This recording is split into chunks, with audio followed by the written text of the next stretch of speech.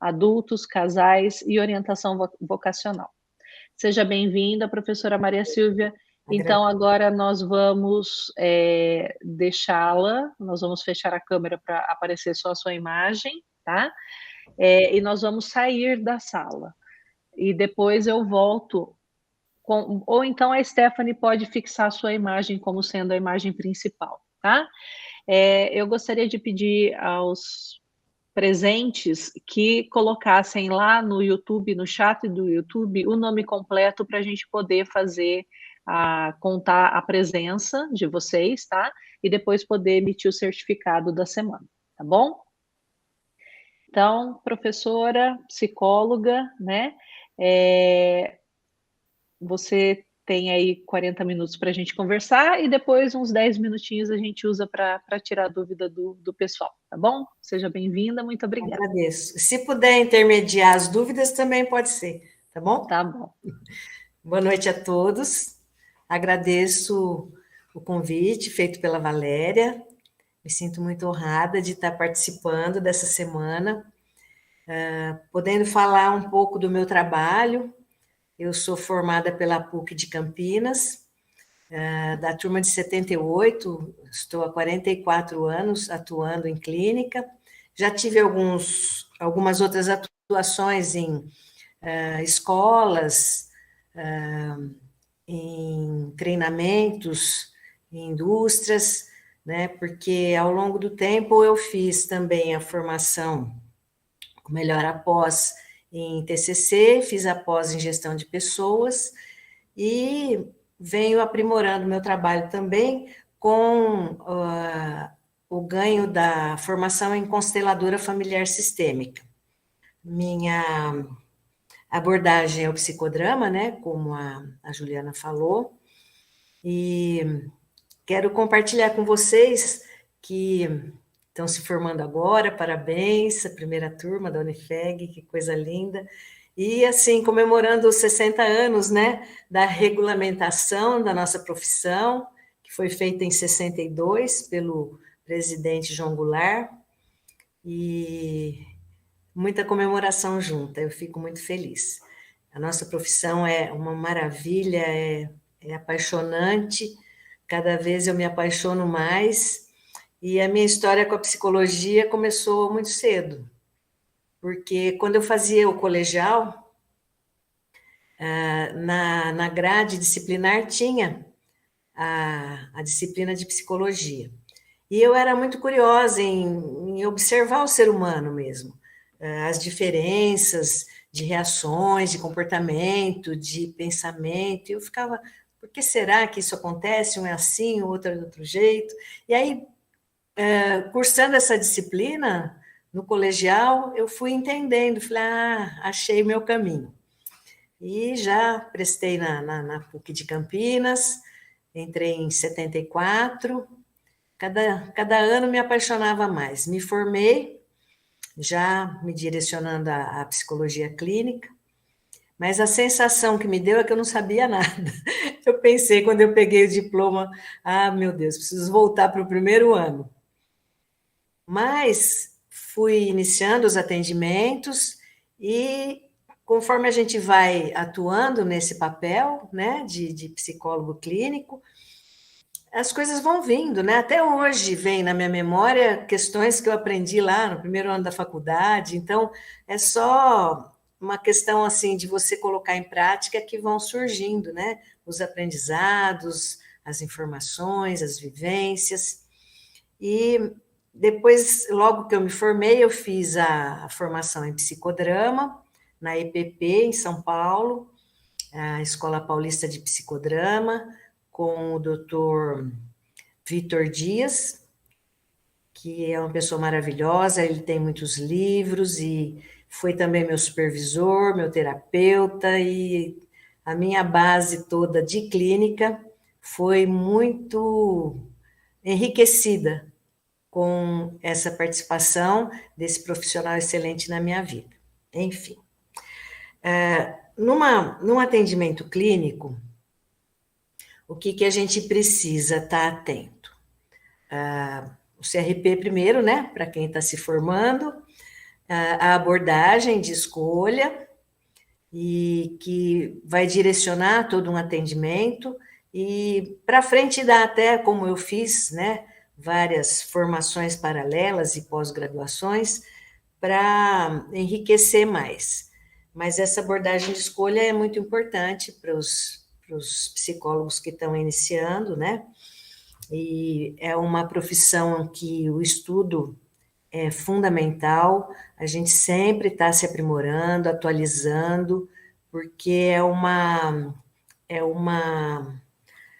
atividade muito dinâmica, né? A evolução é muito grande nas questões culturais, nas questões ambientais, né? Na visão do ser humano frente ao mundo. Então, nós profissionais da área temos que estar sempre antenadíssimos a isso tudo, para acompanhar, né, o ritmo, que é bastante intenso, e de uns anos para cá ficou mais rápido ainda, com as questões das internets, agora atendimento online, que abriu muita frente, né, para que a gente atenda, para que a gente estude, faça cursos com mais facilidade.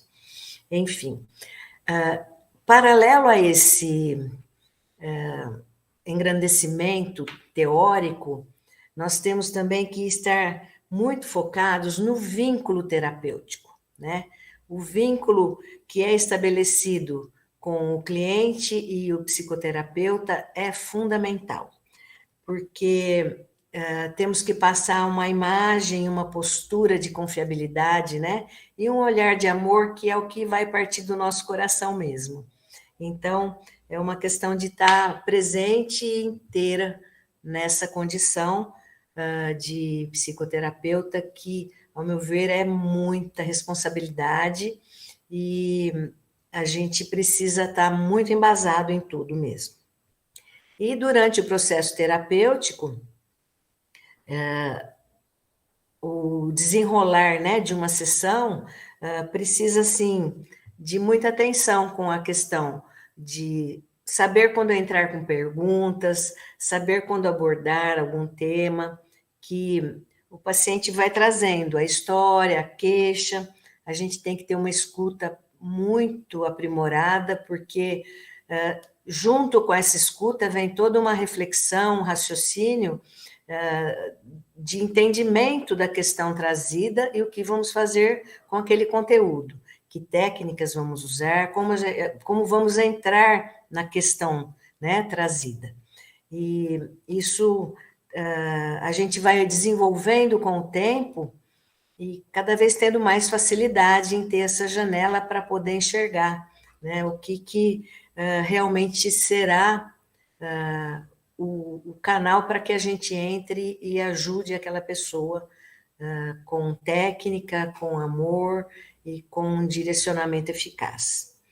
Enfim, no desenrolar da sessão, tem essa escuta, tem a atuação, né, com a queixa do cliente ou a história, e depois temos que fazer o fechamento, que é muito importante para que o cliente saia com uma ressignificação de tudo que ele trouxe. Isso é muito importante também.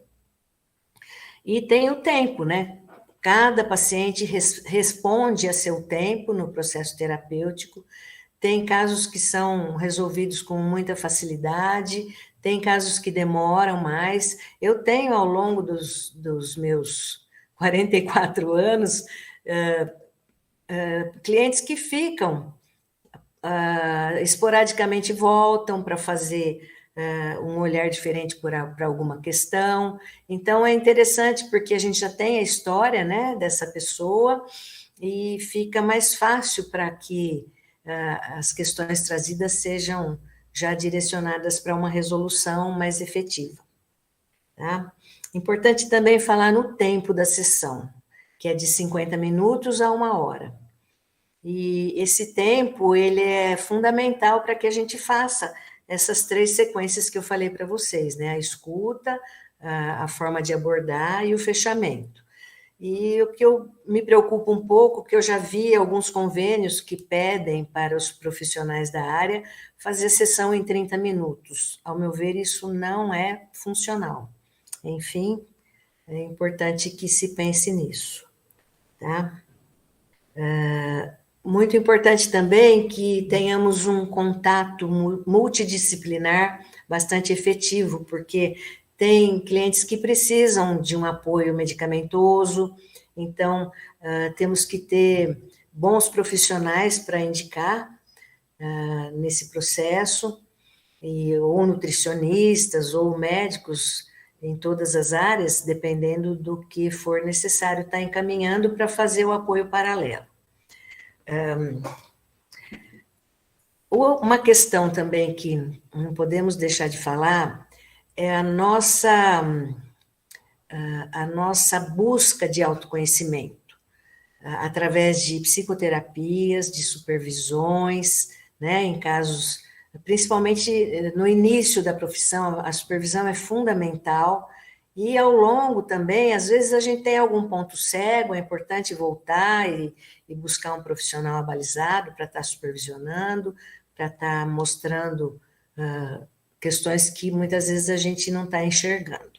E a terapia é muito importante para que a gente tenha, assim, realmente um autoconhecimento bem amplo, para que, às vezes, não tenha a dificuldade, quando um paciente traz uma queixa, de chocar com um conflito interno nosso, né? Porque aí pode emaranhar um pouco o andamento do processo terapêutico do cliente. Enfim.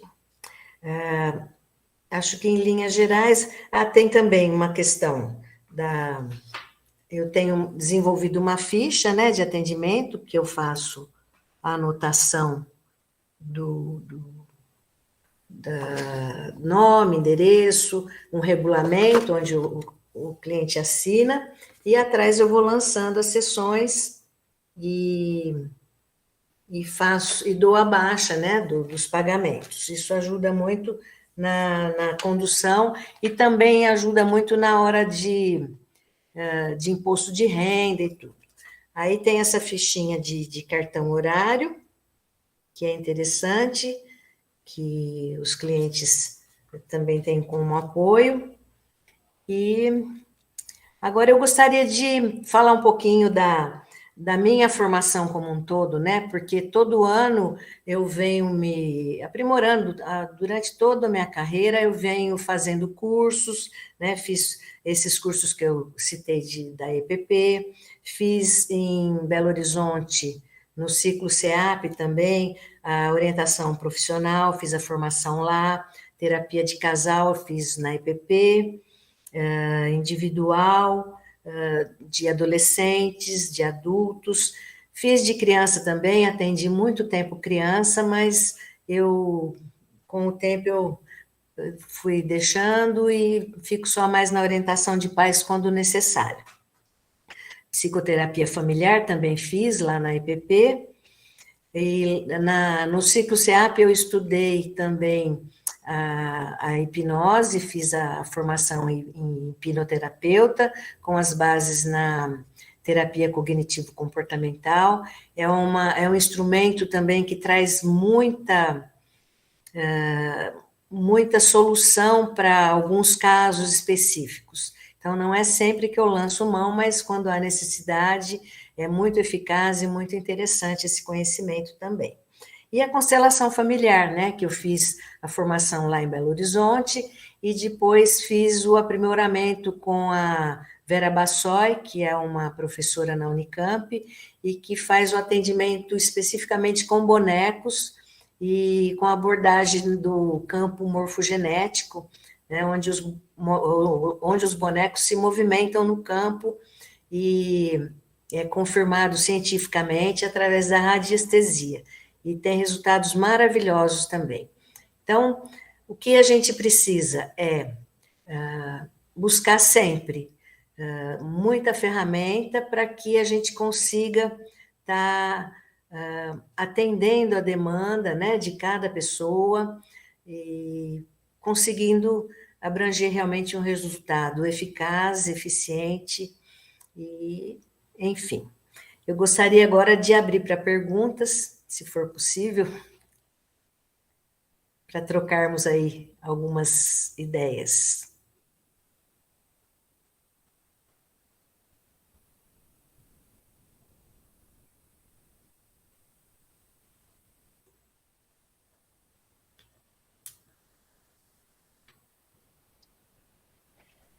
Maria Silvia, eu estou aqui com o chat aberto. Sim. Tem o Faustino parabenizando pela iniciativa, elogiando Obrigada. a palestra, excelente profissional, Fábio do segundo período. Obrigada, A Fábio. Luciana Carvalho falando prazer em ouvir a querida e competentíssima Maria Silvia. E Obrigada. agora eu já abri aqui para eles fazerem as perguntas. Ótimo. Tá bom? Obrigada, Luciana. Juliana.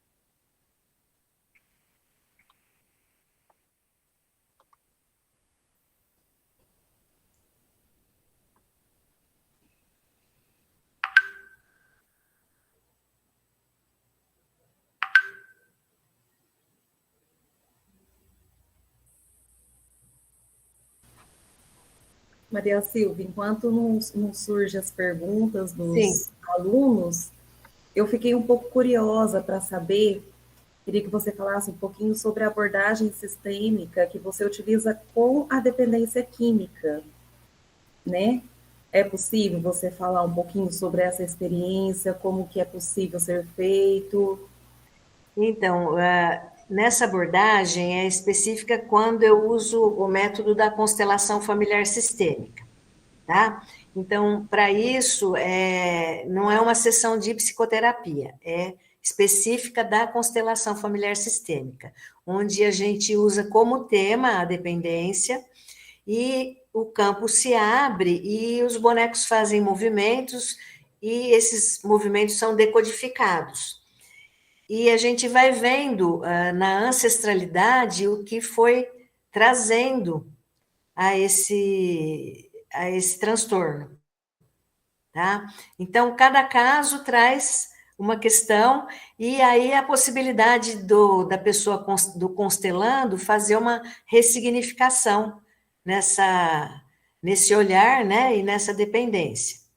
Agora, no consultório, através do psicodrama, eu trabalho a dependência química como qualquer outra dependência, vendo quais funções que são delegadas para a droga ou para o álcool, né? Porque ao longo da vida ficam núcleos abertos no sentido assim, vamos pensar, quais são as funções que um adulto já precisa ter desenvolvidas, né? Cuidado e proteção, limites, escala de valores e organização e planejamento para a vida, tá? Porque se você pega um bebezinho recém-nascido, ele é totalmente dependente, principalmente de cuidado e proteção. E se você deixa esse bebê num canto que ninguém vai ouvir o choro, ele vai morrer ali, tá? E ao longo do desenvolvimento, nós vamos adquirindo, né, as orientações, os cuidados nessas três questões de funções, e o que se espera de um adulto é que ele se cuide e se proteja, que ele tenha noção de limites, de certo e errado, e que ele se organize e se planeje para a vida. Só que, durante o desenvolvimento, se houver algum problema circunstancial, familiar, ou a compreensão daquela criança frente às dificuldades, pode ficar aberto algum núcleo, né? Ou um, ou dois, ou os três, né?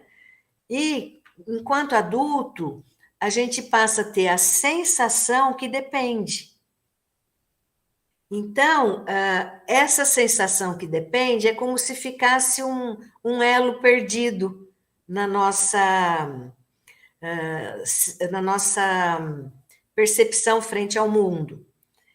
Aí, o que a gente faz? A gente delega essa função ou essas funções, né, para pessoas, para bebida, para droga, para comida, para sexo, para cigarro. Aí vai depender, a escolha é imensa na questão de delegar. Então, quando vem uma queixa no nível de funções delegadas que são geradas que geram a dependência, o meu trabalho no consultório é identificar qual é a função para que a pessoa resgate a função delegada e passe a exercer para ela mesma. E isso é muito interessante, porque aí a pessoa começa a se olhar com mais segurança e a perceber que ela é capaz de fazer aquilo tudo e é só uma sensação.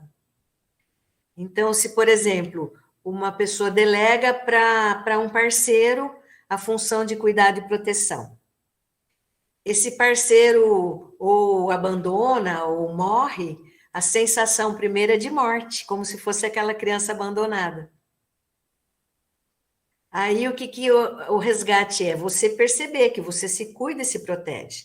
É só uma sensação. E a gente vai trabalhando isso com técnicas do psicodrama e a pessoa vai reintegrando essa função, até que ela fica plena e sem essa sensação de vazio que dá. Nossa, muito bom mesmo. Interessante, né? Maravilha, interessantíssimo. E a abordagem da constelação familiar, eu sei que alguns alunos ainda não têm essa ideia do que é, né? Sim. Eu queria que você falasse só rapidamente também, eu acho que seria bem legal. Ela é reconhecida, né, pelo nosso conselho, ela é específica dos psicólogos e é uma formação. É só falar um pouquinho. Então, a constelação familiar sistêmica, ela pode ser uma formação independente de ser psicólogo.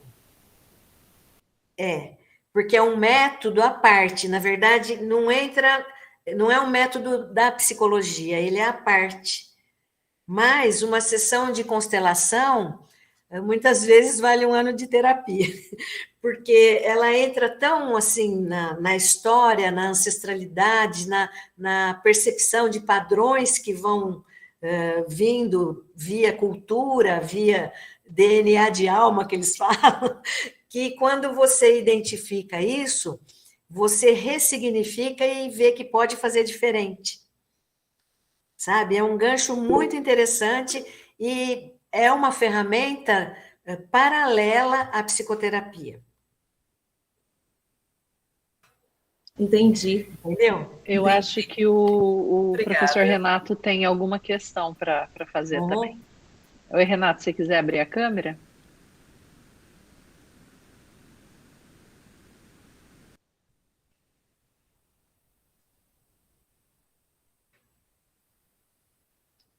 Renato, você levantou a mão? Olá, boa noite. Estão me ouvindo? Boa noite, Renato. A minha câmera aqui está meio com problema, mas eu vou fazer a pergunta. Sim. Quem é o mesmo? Meu nome é Renato, né? Eu sou professor da Unifeg e eu atuo a minha prática clínica na abordagem junguiana, né? Ah, sim. E eu tenho uma dúvida, né? Que na verdade, assim, acho que deve ser uma dúvida de várias pessoas, né? Qual a relação que você faz entre o psicodrama e eu queria que você dissesse um pouco as semelhanças e as diferenças entre o psicodrama e a constelação familiar. Sim. Né? E o porquê, e assim, de que maneira, qual é a diferença das duas, né? Tá. Aonde o psicodrama entra, até onde ele vai, até onde a constelação vai. Tá, eu vou tentar responder o que você me perguntou. Quem desenvolveu esse método foi o Bert Hellinger. E o Bert Hellinger Hellinger tinha na formação dele o psicodrama, porque no psicodrama a gente usa a tomada de papéis, né? Então é muito interessante, é uma das técnicas do psicodrama, quando você entra no papel do outro. E no setting terapêutico, quando você faz um personagem que você convive, você já tem o script, né? Que é a história de vida, o jeito da pessoa ser, falar, se comportar. E quando a gente faz essa tomada de papel, a pessoa que está fazendo sente como se fosse o outro. E dá para entender essa energia, dá para entender como que o outro o vê, né? Que é você se vê com o olhar do outro. E o Bert Hellinger, com essa experiência, ele começou a fazer, desenvolvendo a técnica dele, a questão de você tomar papéis ali. Só que no campo da constelação, você não precisa nem saber o script. Você, quando entra num campo morfogenético, quando é representante de pessoas, né? Porque a gente pode fazer constelação com representante de bonecos, quando ela é individual, e quando a gente tem várias pessoas que podem representar o convite do constelando, a pessoa entra no campo, ela sente toda a energia da pessoa que ela está representando, mesmo sem conhecer, sem saber quem é. Muitas vezes ela é convidada a representar alguém da constelação, daquele constelando, que ela nem sabe quem é. Entrou no campo, essa energia, através do campo morfogenético, a pessoa sente. É muito interessante. E é uma questão assim que a gente fala, parece meio maluco até, mas quem já fez e quem já participou sabe o que eu estou falando, e quem tiver curiosidade de entrar vai também entender o que eu estou falando, porque é só sentindo mesmo para saber. Não sei se eu respondi, Renato. Se faltou alguma coisa, pergunta de novo, por favor.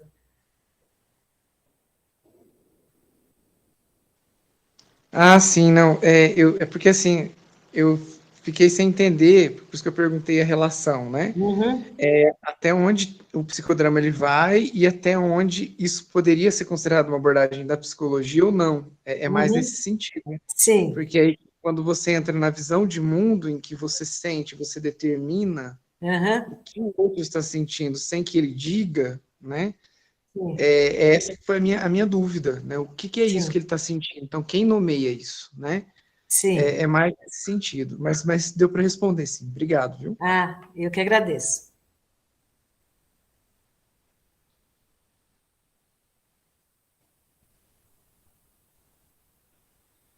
Mais alguém?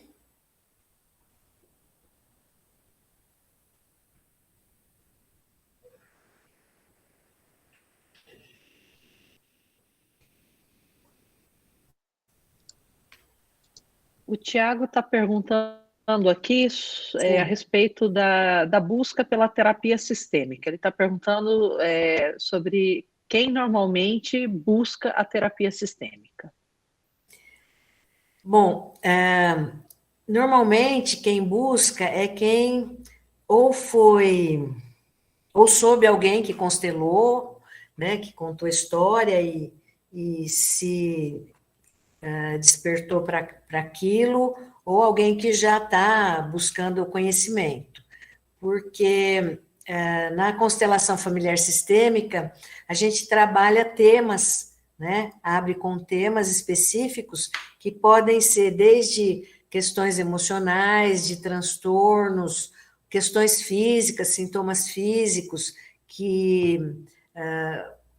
qualquer questão que emaranhe a vida da pessoa, você pode abrir um campo para constelar.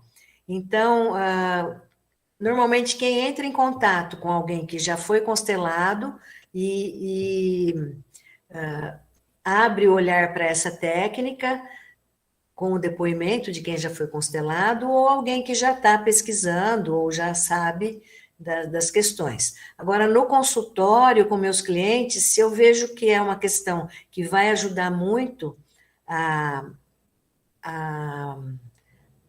adiantar o processo, né? Porque a ressignificação na constelação, ela traz uma conscientização muito ampla do processo. E aí eu sugiro, indico, e a pessoa normalmente aceita, porque às vezes uma sessão de constelação ela vai de 1h30 a 2h30, e nossa, traz muita luz no processo do cliente, é muito interessante. Respondi, Tiago?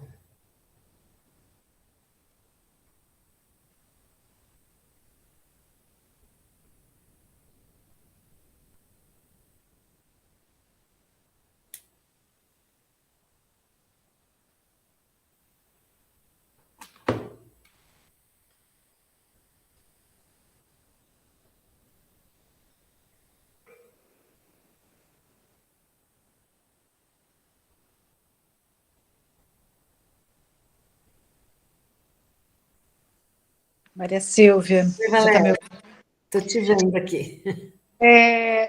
Conta um pouquinho para a gente como que foi chegar aqui em Guaxupé, né, uma cidade pequena, né, você certamente teve alguns desafios, como que foi enfrentar, né, o mercado de trabalho aqui em Guaxupé, a psicologia tão cheia de tabus, né, e as pessoas desconhecem até o que é a psicoterapia, né, qual a finalidade, o objetivo do tratamento psicológico, né? Então, como que foi esse grande desafio de chegar até onde você chegou, os percalços que você enfrentou, como que foi a transformação do seu trabalho? Explica para a gente um pouquinho, né, em poucas palavras, como que você enfrentou tudo isso? Tá bom, Valéria. Foi uma longa trajetória, né? Porque eu vim para Guaxupé em 1985. Então, nós éramos poucos psicólogos aqui. A clínica que eu fui trabalhar tinham 3 psicólogas e 2 fonos. E era uma questão assim de fazer nome, né, de conquistar a confiança. Então, eu trabalhava na clínica, trabalhava na APAE daqui e dava algumas aulas na faculdade de pedagogia, era FAFIG na época. E aí foi indo, o consultório foi crescendo, a demanda foi aumentando, aí eu fui deixando e fiquei exclusiva para a clínica. Mas o que você fala de preconceito naquela época era muito sério. Hoje em dia, acho que assim, tá assim, vamos dizer, um desenvolvimento aí de 80% sem o preconceito. E assim, eram poucos homens que procuravam terapia, era toda uma questão assim, as pessoas faziam escondido, mas eu vejo que hoje a visão está muito mais ampla, e principalmente depois da pandemia e durante a pandemia, sabe? As pessoas estão olhando para a nossa profissão como algo assim de muita importância na vida delas. E assim, eu estou vendo que o público está muito mais diversificado depois desse momento que a gente passou aí mais isolado e tudo. Obrigada, Maria Silvia. Tem umas perguntas aqui no chat. O Fábio está falando aqui para a gente, como amante da constelação, vejo que a constelação familiar é pouco conhecida, né? Como que você vê a constelação no futuro? E eu vou emendar uma pergunta com a outra, com a do Faustino também. Quais os caminhos para o profissional se aprofundar e se capacitar para trabalhar com a constelação familiar? Tá. Vamos pensar no futuro, né? O Bert Hellinger, nesse método, ele desenvolve a percepção de umas leis, né, do amor que ele fala, que é a lei do pertencimento, da hierarquia e do equilíbrio.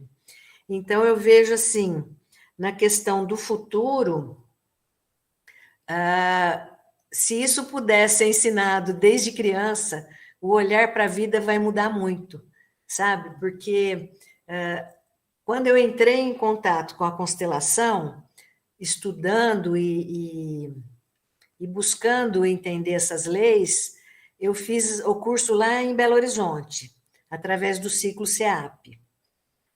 Fiz a formação lá. Antes eu já tinha participado de algumas constelações como representante, mas lá é que eu fiz a formação mesmo. Então, como procurar a formação, né? Eu indico do ciclo SEAP, porque eu fiz e achei excelente, e fiz também depois o aprimoramento com a Vera Bassoi, e ela faz a formação também. A Vera Bassoi, ela tem no Instagram, @Vera Bassoi, com 2 S e I. E são os que eu indico porque foram os que eu fiz. Mas tem vários, tem em Campinas, tem em Ribeirão, né? Aí precisaria estar buscando que... E hoje em dia, com a internet, né, online, já facilita bastante para estar fazendo. Muito embora eu veja que a formação inicial seria legal fazer presencial mesmo, para ter a interação, né, mais próxima, mas o online não deixa muito a desejar, não, nesse quesito, porque tudo que se trata de constelação, você acessa campo morfogenético, né, e através desse campo você capta as energias. Então, tem muita gente fazendo online com representantes pessoas mesmo, e dá resultado como se fosse todo mundo junto. Respondi os dois? Sim, certamente respondeu. Deixa eu ver se tem mais algum comentário. O José Armando está perguntando sobre a constelação individual, se você pode falar um pouquinho a respeito. Posso. A constelação individual, ela é feita com representantes bonecos, Playmobil. A gente tem um campo, um círculo assim, com um círculo verde dentro, que é o campo, e a gente tem 5 representantes homens, 5 mulheres, 5 meninas e 5 meninos, e com as 5 cores. E aí a pessoa traz o tema, a gente abre o campo com o representante para o constelando. E através desse método que os bonecos se movimentam, o constelando coloca o dedo anelar da mão indicadora na testa do boneco, e aí ele faz os movimentos. E são vários movimentos, e a gente vai decodificando até chegar num diagnóstico. Aí, feito o diagnóstico, em cima daquele tema, né, trazido ou desenvolvido para abrir a constelação, a hora que fecha o diagnóstico, a gente faz a ressignificação. E aí a pessoa toma consciência de todas as questões que estavam emaranhadas que ela trouxe para constelar naquele momento.